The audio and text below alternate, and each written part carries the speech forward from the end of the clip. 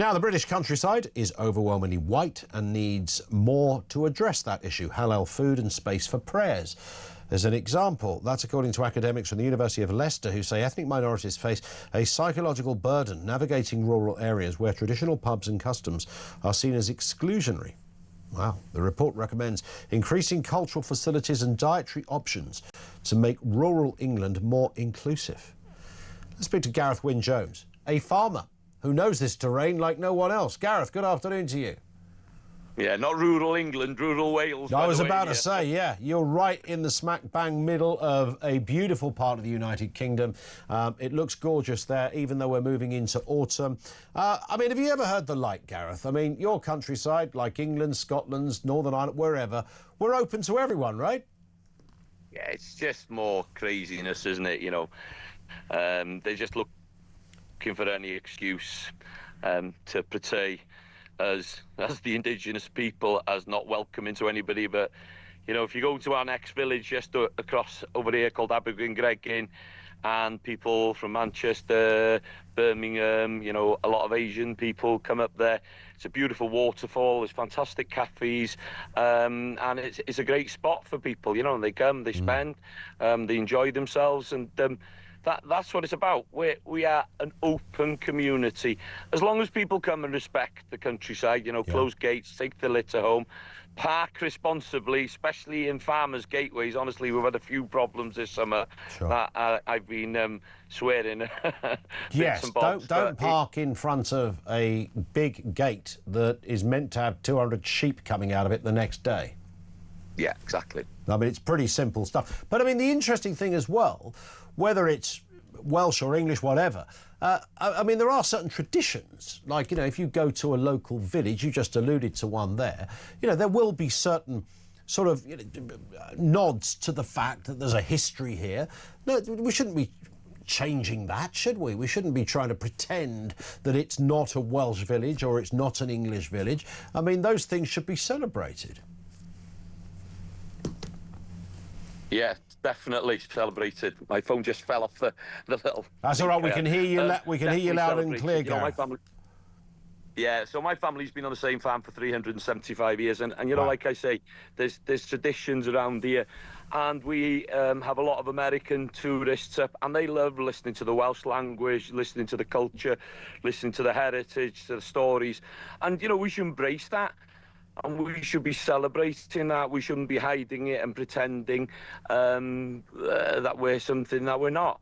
And people that come here want to see it. They want to listen to it. They want to understand it. And I think that's the important thing. It's having a balance and having, you know, a celebration of what we do. Not be embarrassed about our past. Be proud of it. 100%. Farming has had a little bit of a bashing over the last year or so, Gareth, or I'm sure it goes back longer than that, but you take the point. How is the industry? Your family, you know, you've almost got 4 centuries of doing it, for goodness sake. Is it tougher than it's ever been? Yeah, it's one of the toughest times I can remember. I'm 58, and I think, you know, the last 12 months and the previous government didn't do us any favours, to be honest. You know, I just don't want to point the finger just at Labour, but it's not easy. Supermarket pushing prices down, government legislation, inheritance tax. You know, we've got TB problems here with an overpopulation of badgers. And the sad thing is nobody's listening, and, you know, we've got food inflation going through the roof. We've had one of the driest years imaginable, where crops are down, people are struggling now for grass, silage, hay, straws going through the roof. You know, our costs are going up, and yeah, lamb and beef are selling well, but at the end of the day, you haven't got much left. And if they're expecting 20% off our inheritance tax when my old man cokes it and a few other people, you know, leave this earth, the money won't be there for many, many farms. No. And that's the sad reality. They'll have to sell that land then, where it will make the business less, you know, they won't be able to pay their way, and they will most probably come out of the industry. Well, that was and I'll tell you something, there is a lot of farmers selling up and pulling out, and, you know, these people are at the backbone of the British culture, and they need to be protected. You brilliantly described it there. The problem with this inheritance tax thing, I keep seeing sort of, I don't know, daft, squealing lefties online saying, why shouldn't farmers pay a fair tax? Of course, it's not about, you know, trousering some extra cash so you can go and buy yourself a new Porsche. It's about a business, isn't it? It's about the legacy of the business. It's passed down. You're a living example. And keeping food affordable. Don't forget, we're the people that are putting you're food supplying on people's food, places. you know. You're not supplying stuffed toys for a fairground. You're supplying, you know, part of the backbone of our infrastructure in that respect, and a crucial one. Yeah, and we get a 1% return on you know, our capital. There's no other business does what we do, working 24/7, you know, trying to keep food affordable. Yeah, look, we're never going to be multimillionaires. We just want to make a good living, but keep people fed with good, nutritious, wholesome, affordable food. And that's what government should be looking at. They should be absolutely backing British agriculture and the countryside to make sure that food security is at the top, but they don't care, they don't understand, and they are sleepwalking into food shortages and into food inflation. And the sad reality is they should be protecting the poorer people in this nation, but it's the poorer people in this nation that'll suffer because they won't be able to afford good, nutritious food. Spot on. Listen, it's great to have you on. Really appreciate your time, Gareth.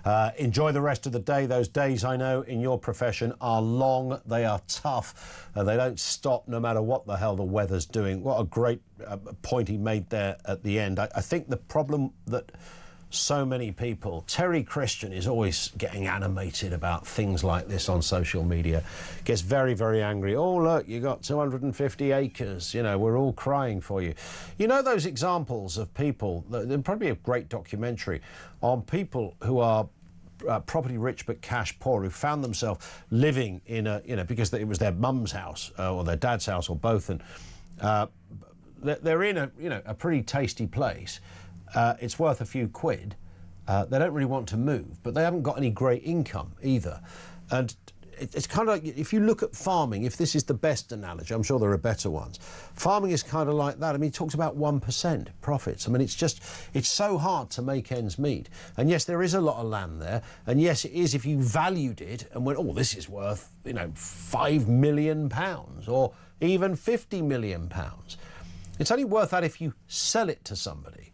The fact that you die and leave it to your son or daughter who continue to...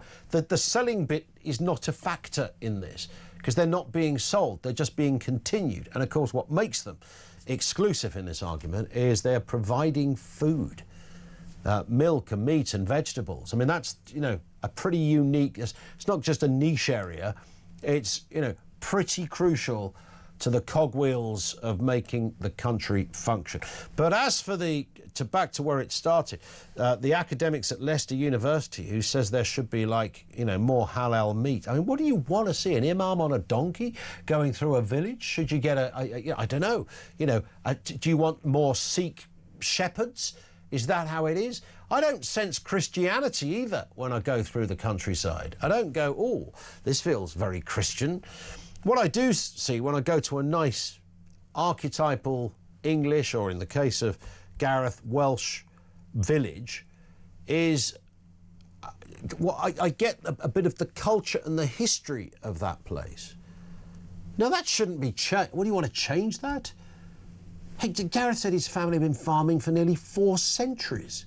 4 centuries. I want to see that history reflected. I don't want somebody ticking diversity boxes, going, right, we're going to get all the religions, all the colours, all the creeds, get it all represented. How? In what way?